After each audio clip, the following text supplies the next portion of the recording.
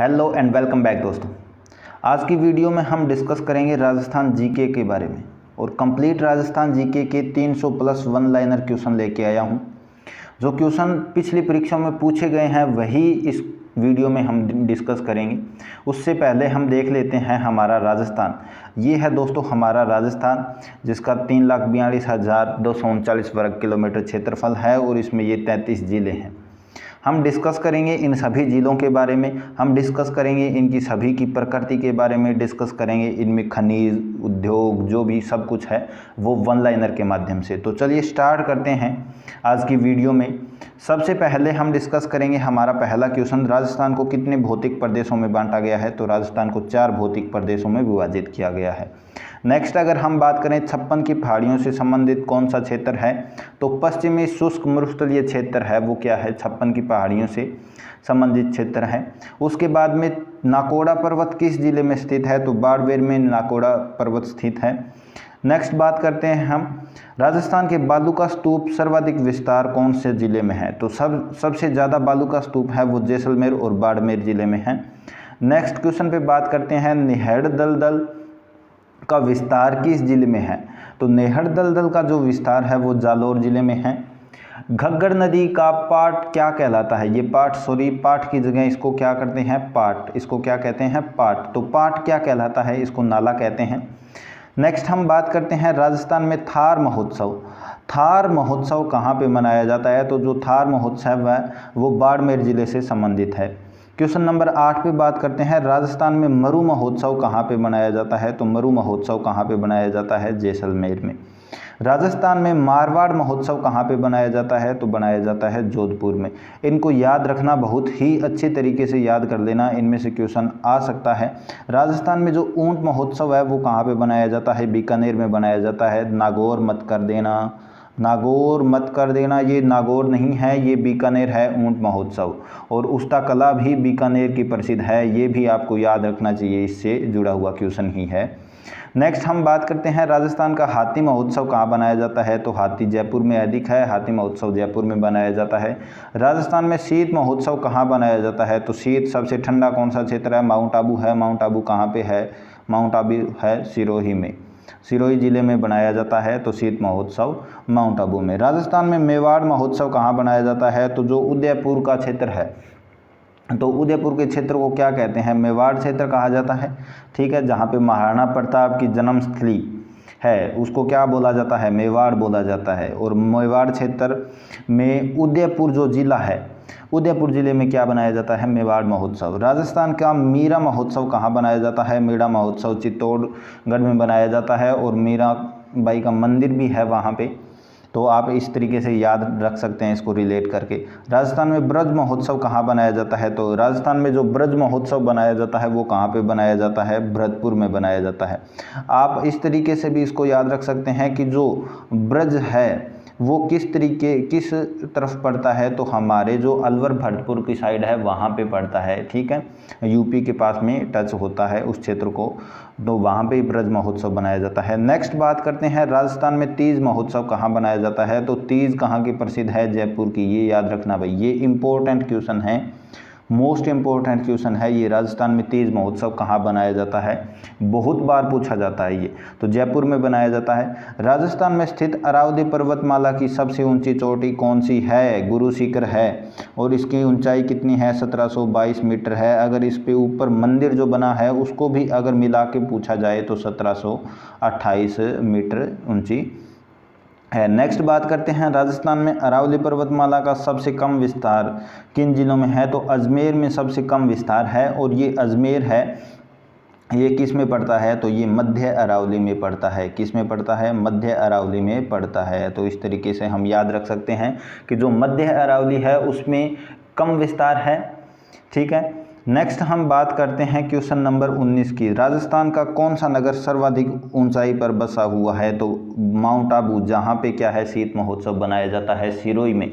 और यहीं पे क्या है, जो अरावली पर्वतमाला की सबसे ऊंची चोटी है वो यहीं पे स्थित है। ठीक है, गुरु शिखर।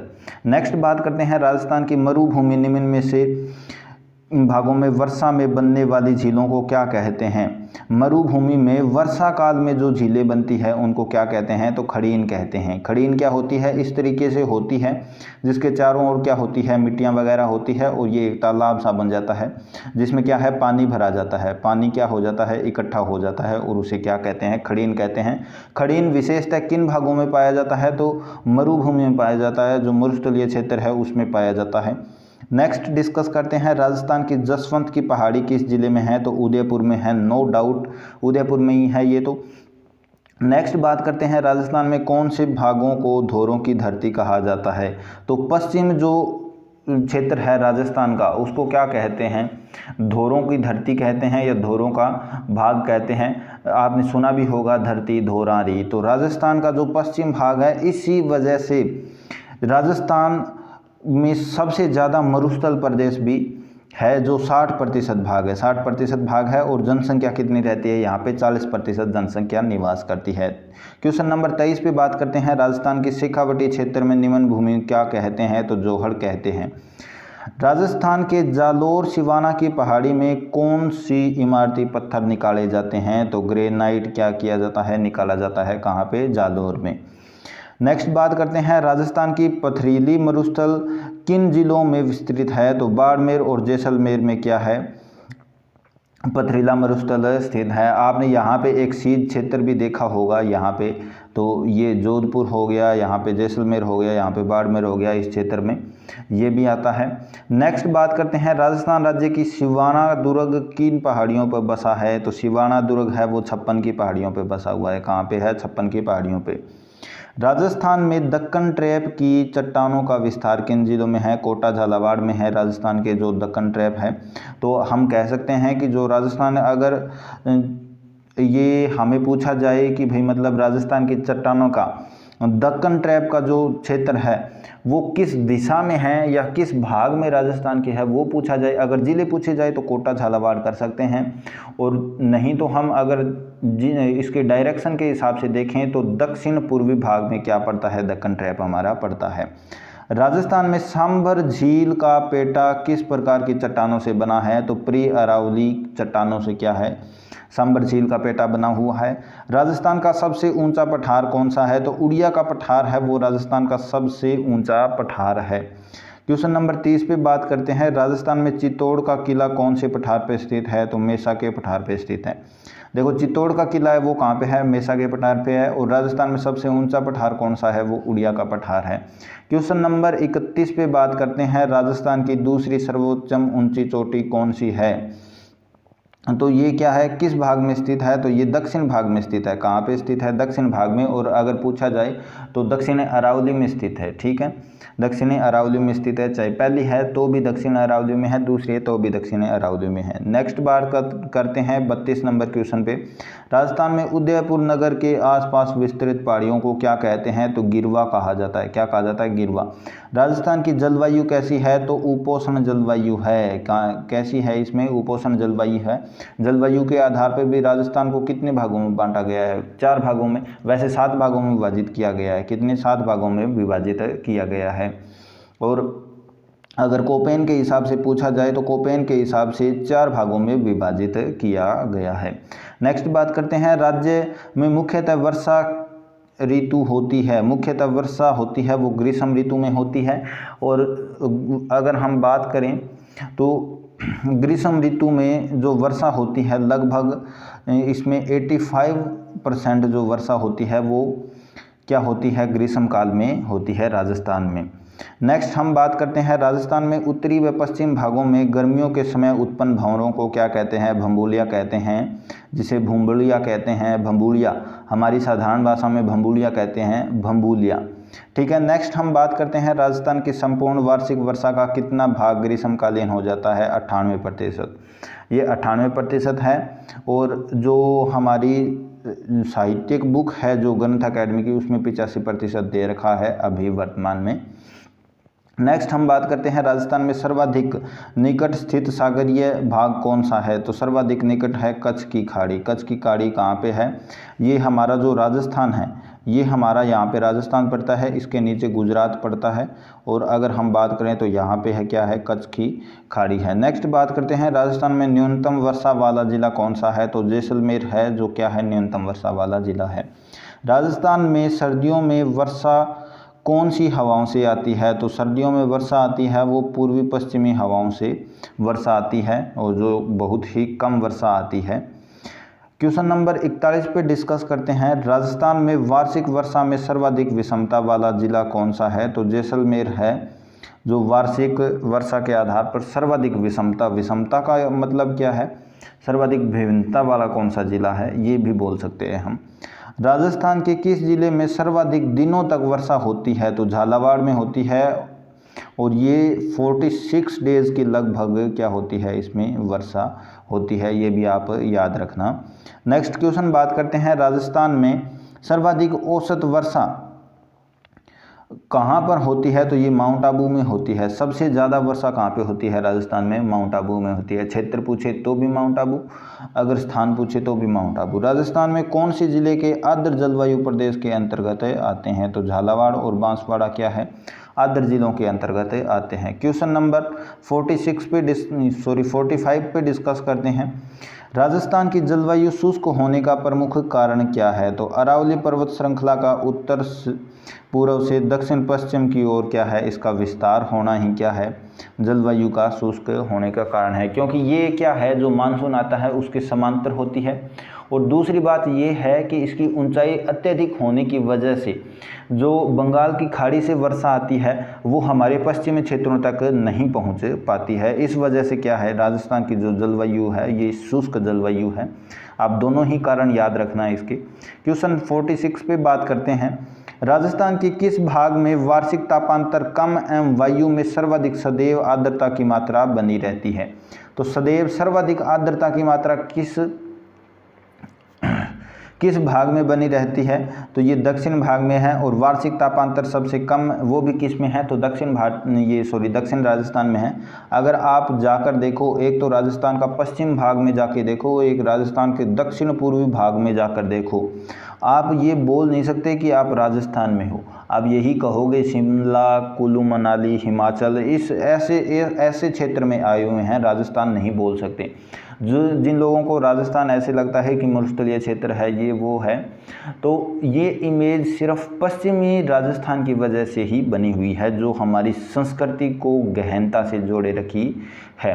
नेक्स्ट क्वेश्चन हम बात करते हैं 47 पे राजस्थान के प्राकृतिक वनस्पति को प्रभावित करने वाले प्रमुख कारण कौन से हैं, तो धरातलीय स्वरूप है वो राजस्थान की प्राकृतिक वनस्पति को बहुत प्रभावित करते हैं। जैसा कि मैंने अभी आपको बताया, अगर हम चूरू क्षेत्र में जाएं, चूरू डिस्ट्रिक्ट में जाएं, तो वहाँ पे तो वनस्पति का बिल्कुल अभाव है, वनस्पति रहित जिले हैं।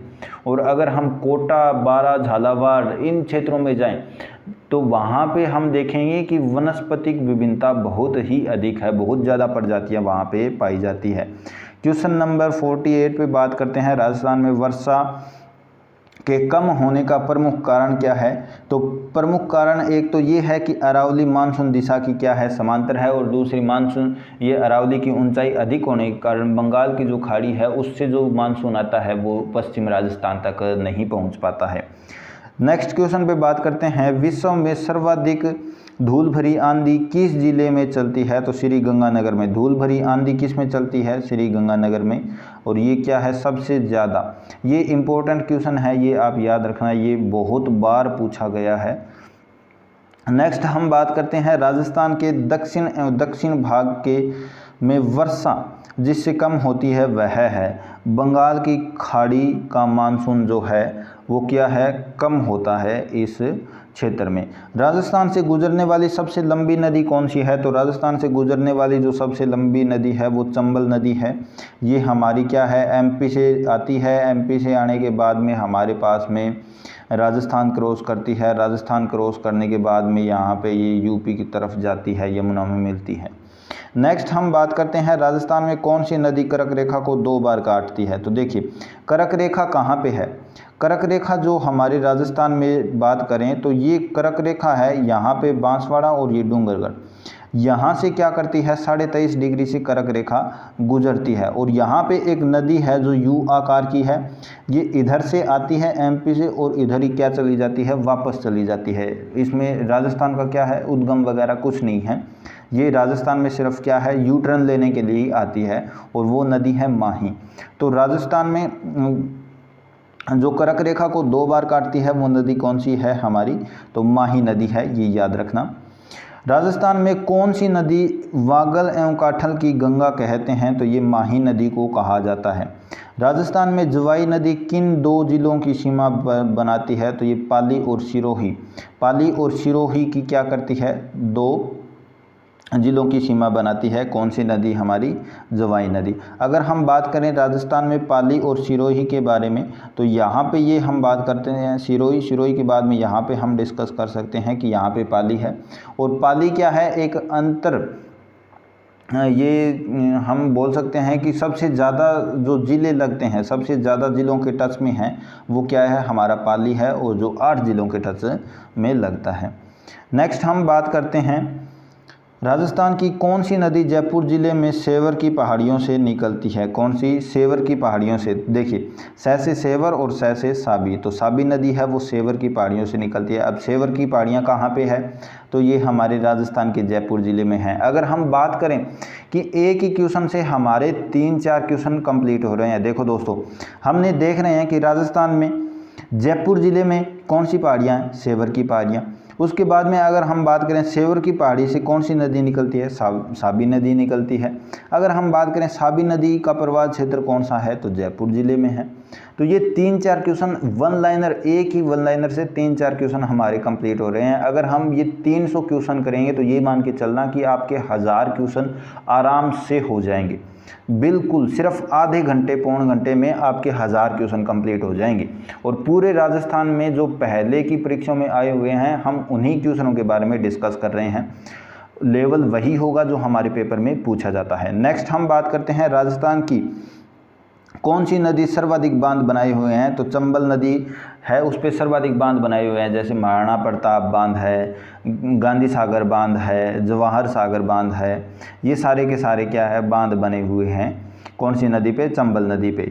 और चंबल नदी अगर हम बात करें तो चंबल नदी का उद्गम तो यहाँ पे एमपी से होता है, लेकिन जो हमारे राजस्थान में भी क्या करती है, बहती है। और ये कहाँ से नहीं हमारे राजस्थान में प्रवेश करती है, तो चित्तौड़ से हमारे राजस्थान में क्या करती है, प्रवेश करती है। नेक्स्ट हम बात करते हैं राजस्थान में पूर्ण बहाव के आधार पर राज्य की 3 सबसे लंबी नदियाँ कौन सी है, तो चंबल, लूनी और बनास। चंबल, लूनी और बनास जो नदियां हैं वो सबसे ज़्यादा, जिसकी लंबाई सबसे ज़्यादा क्या है राजस्थान में है, चाहे उनका उद्गम बाहर से हो लेकिन वो क्या है राजस्थान में सबसे ज़्यादा बहती है। क्वेश्चन नंबर 59 पे डिस्कस करते हैं राजस्थान की चंबल नदी प्रवेश सबसे पहले किस ज़िले में करती है, तो चित्तौड़गढ़ ज़िले में सबसे पहले प्रवेश करती है।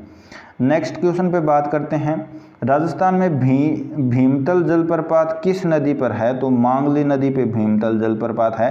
भीमतल जलप्रपात कौन सी नदी पे है, मांगली नदी पे है।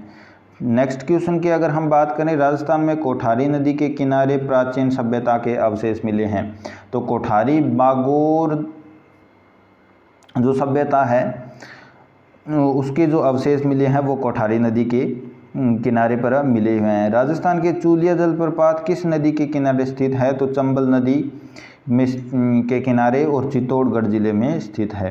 क्वेश्चन नंबर 63 राजस्थान में सैयद फर्रुखुद्दीन की मज्जार एवं चमड़ा उद्योग के लिए प्रसिद्ध गलियाकोट किस नदी के किनारे स्थित है, तो ये कौन सा है, माही नदी के किनारे स्थित है। ये जो थोड़ा सा हमारा मिस्टेक हो गया है, टाइपिंग मिस्टेक, आप इसको यहाँ पे देख लेना, चमड़ा है यहाँ पे, चमड़ा उद्योग और फखरुद्दीन की मज्जार ये दोनों भी क्या है माही नदी के किनारे पर प्रसिद्ध है। नेक्स्ट हम बात करते हैं हमारे राजस्थान की कुल अपवाह क्षेत्र की कितना भाग बंगाल की खाड़ी की अपवाह क्षेत्र के अंतर्गत आता है, तो बंगाल की खाड़ी अपवाह क्षेत्र के अंतर्गत राजस्थान के जो नदी तंत्र का है वो 22% क्या भाग इसमें स्थित है। नेक्स्ट बात करते हैं, राजस्थान में भैंसरोडगढ़ के किनारे निकट चंबल नदी पर बने हुए चूलिया जलप्रपात की ऊंचाई कितनी है, तो 18 मीटर। चूलिया जलप्रपात की ऊंचाई कितनी है दोस्तों, 18 मीटर है। और कहाँ पे बना हुआ है, भैंसरोडगढ़ के किनारे बना हुआ है, चंबल नदी पर। भैंसरोडगढ़ चित्तौड़गढ़ में पड़ता है। हम बात करते हैं क्वेश्चन नंबर 66 पे, राजस्थान के कुल क्षेत्रफल का कितना भाग अरब सागर की अपवाह तंत्र के अंतर्गत आता है, तो 1/6 भाग है वो क्या है, अरब सागर के अपवाह तंत्र के अंतर्गत आता है। नेक्स्ट बात करते हैं, राजस्थान के शाहजहाँ खुर्रम ने अपने भाइयों से विद्रोह के समय किस झील में शरण ली थी, तो ये पिछोला झील में शरण ली थी। किस झील के किनारे, पिछोला झील में क्या ली थी, शरण ली थी। क्वेश्चन नंबर 68 की बात करें, राजस्थान की पंचपदरा झील किस जनजाति के लोगों के द्वारा परंपरागत तरीके से नमक बनाया जाता है, परंपरागत तरीके से नमक बनाया जाता है। और खारवाल जो जनजाति है उसके द्वारा पंचपदरा झील से परंपरागत तरीके से नमक बनाया जाता है। राजस्थान में कपिल मुनि का मेला, ये मोस्ट इम्पोर्टेंट क्वेश्चन है दोस्तों, मोस्ट इम्पोर्टेंट क्वेश्चन है और आप इसको तो रट ही लेना, मोस्ट इम्पोर्टेंट क्वेश्चन है, ये हजारों बार पूछा जा चुका है। कपिल मुनि का मेला, कपिल मुनि का मेला देखते हैं किस ये प्रतिवर्ष कार्तिक पूर्णिमा को लगता है। कब लगता है, कार्तिक पूर्णिमा को लगता है। अब लगता कहाँ पे है ये स्थान, अगर हम बात करें तो ये कोलायत लगता है, कोलायत में। और कोलायत में भी अगर हम बात करें, कोलायत कहाँ पे है, तो कोलायत हमारा पड़ता है बीकानेर जिले में। कहाँ पे पड़ता है, बीकानेर जिले में पड़ता है। इससे संबंधित जो सारी की सारी बातें हैं वो याद रखना दोस्तों, कि कपिल मुनि जी का मेला कब लगता है, कार्तिक पूर्णिमा को लगता है। उसके बाद में अगर हम बात करें कहाँ लगता है, तो कोलायत में लगता है। कोलायत कहाँ पे है, बीकानेर डिस्ट्रिक्ट में है। नेक्स्ट बात करते हैं क्वेश्चन नंबर 70, नक्की झील राजस्थान के किस जिले में स्थित है, जो राज्य की सर्वाधिक ऊंचाई पर स्थित है, तो सिरोही में क्या है, नक्की झील स्थित है। ऐसा माना जाता है कि जो नक्की झील है वो नाखूनों से बनाई गई है। क्या है, नाखूनों से बनाई हुई झील है। क्वेश्चन नंबर 71 पे बात करते हैं, राजस्थान में गोगुंदा की पहाड़ियों से निकलने वाली आयड़ नदी उदय सागर झील से निकलने के बाद क्या कहलाती है, तो बेड़ज कहलाती है। देखिए जो आयड़ नदी है वो कहाँ से, गोगुंदा की पहाड़ी, ये गोगुंदा की पहाड़ी है, यहाँ से नदी निकल रही है, इसको क्या बोलेंगे, आयड़। क्या बोलेंगे दोस्तों, आयड़। और ये आयड़ नदी यहाँ पे हमारे पास में क्या आ गई, ये आ गई हमारी उदय सागर झील। उदय सागर झील से क्या है, अब ये वापस निकलती है, तो इसको आयड़ नदी नहीं बोला जाता है, इसको बेड़च नदी बोला जाता है। इस तरीके से कंसेप्ट आपको याद रहने चाहिए, तभी एक तैयारी इस तरीके से होगी कि हमारा सिलेक्शन हो जाए, हमारा बढ़िया रैंक के साथ सिलेक्शन हो जाए। नेक्स्ट हम बात करते हैं राजस्थान की झील जिसके बारे में कहा जाता है कि देवताओं के नाखूनों से खोदी गई है, कौन सी, नक्की झील। नक्की झील क्या है, देवताओं के नाखूनों से खोदी गई है। और ये कौन से ज़िले में है, तो ये हमने अभी डिस्कस किया था इसके बारे में कि जो सिरोही क्षेत्र है इसमें ये बनाई गई है। क्वेश्चन नंबर 73 पे बात करते हैं, राजस्थान में सिलीसेट झील के किनारे शाही महल एवं सरकारी लॉज का निर्माण किस शासक ने करवाया था, तो महाराजा विनय सिंह ने करवाया था। राजस्थान में आना सागर झील के तट पर संगमरमर की बारादरी का निर्माण किस मुगल शासक ने करवाया था, शाहजहाँ ने। किसने करवाया था, शाहजहाँ ने। क्या, बारादरी का निर्माण करवाया था संगमरमर की, और कहाँ पे, आना सागर झील के किनारे। राजस्थान में राजसमंद झील के किनारे नौचौकी की पाल पर संस्कृत भाषा में संगमरमर के विशेष शिलालेख पर राज प्रशस्ति का उत्पन्न किया गया है। इसके लेखक कौन हैं, तो इसके रणछोड़ भट्ट तेलंग क्या है, लेखक है। किसके लेखक अगर हम बात करें तो नौचौकी पाल है वो कहाँ पे है, राजसमंद झील के किनारे। नौचौकी पाल कहाँ पे है, राजसमंद झील के किनारे हैं, जो किससे बनी हुई है, संगमरमर से बनी हुई है। और वहाँ पे एक विशाल शिलालेख है जिसको किसने बनवाया था, ये अगर हम बात करें राज प्रशस्ति से उत्पन्न किया गया है, और जिसके लेखक या फिर कौन है, तो रणछोड़ भट्ट तेलंग है। क्वेश्चन नंबर 76 पे हम बात करते हैं, राजस्थान की एक झील के किनारे घूंघट निकालने स्त्री के सदस्य एक चट्टान खड़ी है, यह झील कहाँ स्थित है, तो माउंट आबू में स्थित है। क्वेश्चन नंबर 77 की बात करते हैं। अजमेर की आना सागर झील के किनारे जहांगीर द्वारा निर्मित दौलताबाग को आजकल किस नाम से जाना जाता है? तो सुभाष उद्यान के नाम से जाना जाता है। हम देखते हैं कि जो सुभाष उद्यान है उसको पहले क्या कहते थे? दौलताबाग कहते थे। जो किसने बनवाया था? जहांगीर ने बनवाया था। और कहाँ पे है? आना सागर झील के किनारे है। आना सागर झील कहाँ पे? अजमेर में। नेक्स्ट हम बात करते हैं क्वेश्चन नंबर 78 की। राजस्थान में कपिल मुनि की पावन तपोस्थली कोलायत के किस मार्ग पर स्थित है? तो बीकानेर जैसलमेर मार्ग पर स्थित है। ताल छापर झील राजस्थान के किस जिले में स्थित है? चूरू जिले में ताल छापर झील स्थित है। और यहाँ पे राजस्थान में अगर हम बात करें तो सबसे कम वनस्पति या वनस्पति रहित जिला है वो क्या है? चूरू ही है हमारा यहाँ पे। राजस्थान की खारे पानी की झील किस महासागर का अवशेष मानी जाती है? टेथिस सागर का अवशेष मानी जाती है। जो राजस्थान का हमारा मरुस्थलीय क्षेत्र है उसको हम क्या बोलते हैं? मरुस्थलीय क्षेत्र है वो टेथिस सागर का ही भाग माना जाता है। क्वेश्चन नंबर 81 पे डिस्कस करते हैं। राजस्थान में रणथंभौर राष्ट्रीय उद्यान और रामगढ़ विषधारी अभयारण्य के बीच भागों के आवागमन को सुगम बनाने के लिए आखेट निषेध क्षेत्र की स्थापना की गई। सांथल सागर जो निषेध क्षेत्र है उसकी स्थापना की गई है। कहाँ पे? रणथंभौर राष्ट्रीय उद्यान और रामगढ़ विषधारी अभयारण्य के बीच का जो आवागमन का क्षेत्र है वहाँ पे। क्वेश्चन नंबर 82 की बात करते हैं। 82 में क्या लिखा हुआ है देखिए। राजस्थान में भारत में टाइगर प्रोजेक्ट के संस्थापक और भूतपूर्व मुख्यमंत्री रक्षा कल्ला शाह को बाघों के संरक्षक एवं उनका महत्वपूर्ण योगदान 1992 में राष्ट्रीय ने किस पुरस्कार से सम्मानित किया गया था? किस राष्ट्रीय पुरस्कार से सम्मानित किया गया था? सॉरी दोस्तों, ये थोड़ा टाइपिंग मिस्टेक हो जाता है। इतने ज़्यादा क्वेश्चन बनाते हैं तो कई बार थोड़ा हो जाता है इधर उधर, उसके लिए माफ़ी चाहेंगे। इसमें हम देखेंगे कि जो पद्म श्री वेदर थे उनको क्या किया गया है? राष्ट्रीय पुरस्कार से नवाजा गया है। 1992 में नवाजा गया था इनको। ठीक है। राजस्थान में केवलादेव घना पक्षी अभयारण्य को नेशनल पार्क किस वर्ष बनाया गया था? तो 1981 में केवलादेव घना पक्षी अभयारण्य को नेशनल पार्क बनाया गया था। क्वेश्चन नंबर 84 के बारे में बात करते हैं। राजस्थान में भीमशोरी के नाम से विख्यात गुप्तकालीन मंदिर के खंडर एवं प्रसिद्ध बाडोरी का शिव मंदिर कौन से अभयारण्य में स्थित है? तो ये द्राह में स्थित है। नेक्स्ट हम बात करते हैं 85 नंबर पे।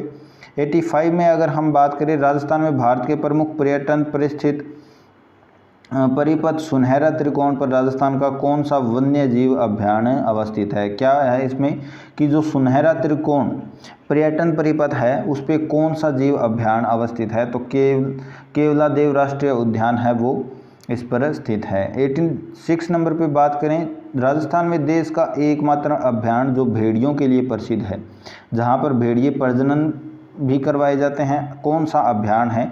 तो कुंभलगढ़ अभयारण्य है, जहाँ पे भेड़ियों का प्रजनन केंद्र भी है और जो देश का एकमात्र ऐसा प्रजनन केंद्र है भेड़ियों का।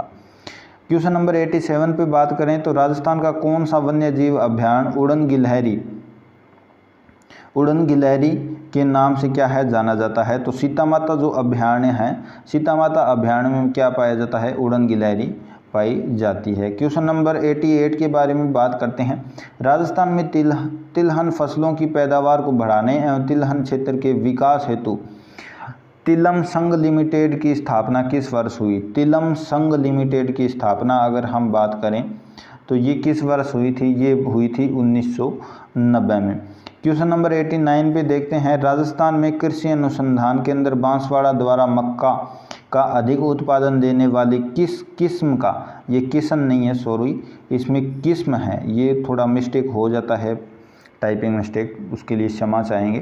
तो जो माही है तो उसमें क्या किया गया है? ये हमारे पास में जो बांसवाड़ा अनुसंधान केंद्र के द्वारा किस्म का क्या किया गया है? खोज किया गया है, नवीनीकरण किया गया है, या फिर हम कह सकते हैं इसको संकरण किया गया है। क्वेश्चन नंबर 90 पे हम बात करें, राजस्थान में किस जिलों में सोयाबीन की कृषि बहुतायत पाई जाती है? यानी कि सबसे ज़्यादा कृषि, सबसे अधिक जो हमारी सोयाबीन की खेती है वो कहाँ पे है, तो कोटा, बूंदी और झालावाड़ में होती है। यानी कि राजस्थान का जो पूर्वी भाग है उसमें सोयाबीन की खेती अधिक होती है। क्वेश्चन नंबर 91 पे बात करते हैं। राजस्थान में कौन सी तिलहन फसल सबसे कम उत्पादित की जाती है, तो तिल जो फसल है वो सबसे कम उत्पादित की जाती है। तिलहन में सर्वाधिक उत्पादन किस जिले में होता है, तो गंगानगर है, उसमें सबसे ज़्यादा तिलहन का उत्पादन किया जाता है। राजस्थान में बंजर एवं व्यर्थ भूमि सर्वाधिक किस क्षेत्र में है, तो जैसलमेर जिले में क्या है, सबसे ज़्यादा बंजर और व्यर्थ भूमि क्षेत्र पाया जाता है या स्थित है।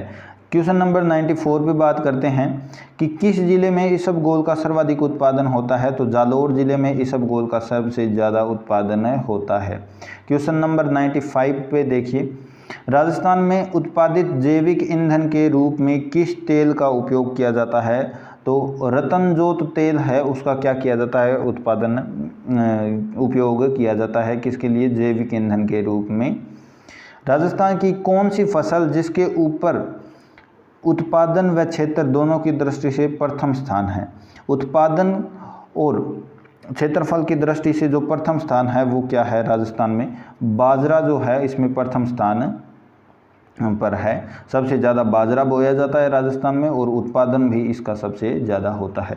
क्वेश्चन नंबर 97 की बात करते हैं। राजस्थान में जल के संरक्षण, बचत एवं कृषि में जल के कुशलतम उपयोग को बढ़ावा देने हेतु वर्ष 2005-06 में कौन सी योजना प्रारंभ की गई थी, तो अमूल नीर योजना प्रारंभ की गई थी। ये 2005-06 की बात है दोस्तों, अमूल नीर योजना।